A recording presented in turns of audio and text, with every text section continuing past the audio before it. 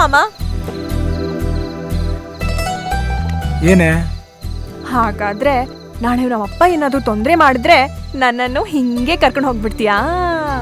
ಹೇ ಇಲ್ಲಿ ನೋಡು, ನಾನು ನಿಂಗೆ ಜಾಸ್ತಿ ತೊಂದ್ರೆ ಕೊಡಲ್ಲ. ಒಂದೇ ಒಂದ್ ಸಿಗ್ನಲ್ ಕೊಟ್ರೆ ಸಾಕು, ಪಾರಿ ವಾಳ ತರ ಹಾರಿ ಬಂದ್ಬಿಡ್ತೀನಿ.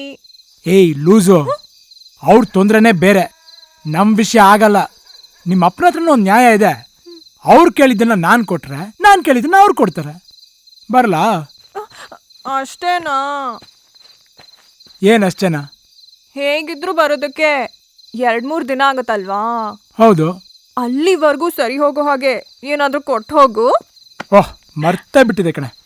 ನಿಮ್ಮ ಅಪ್ಪನ ಹತ್ರ 2 ರೂಪಾಯಿ ಕೇಳಿದ್ರೆ 20 ಸಲ ಯೋಚನೆ ಮಾಡ್ತಾನಲ್ವಾ? ತಗೋ, 50 ರೂಪಾಯಿ ಇಟ್ಕೋ. ಏನಾದ್ರೂ ಕುರುಕ್ ತಿಂಡಿ ತಗೊಂಡು ತಿಂದ್ರೆ ಕೊಂದೇ ಬಿಡ್ತೀನಿ. ನಾನು ಇದನ್ನೆಲ್ಲ ಕೇಳಿದ್ದು. ಮತ್ ಬೇರೆ ಏನೇ ಬೇಕು? ಬಾ ಮಾಮ. ಯಾಕೆ?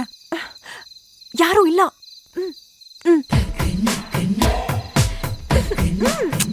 ಇರ.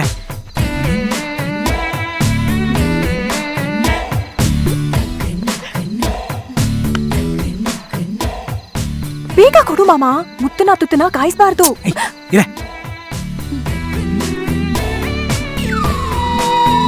ಅಳಿಯಂದ್ರೆ, ಅಯ್ಯೋ, ನಾನು ಇಲ್ಲೇ ಇದ್ದೀನಿ.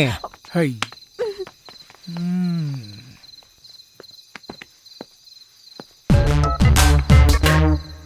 Appointment order.